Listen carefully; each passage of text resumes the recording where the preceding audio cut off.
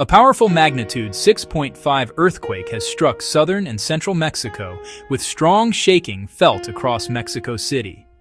Seismic alarms sounded across the capital as residents evacuated buildings and gathered in open areas. The epicenter was reported in the Guerrero region, near the Pacific coast, where shaking was strongest. Authorities report structural damage in several areas and warn of aftershocks following the initial quake. There have been casualties and injuries reported, and emergency crews are responding and assessing the situation. Residents are urged to stay calm, avoid damaged buildings, and follow official safety guidance as assessments continue. Our thoughts and prayers are with everyone affected.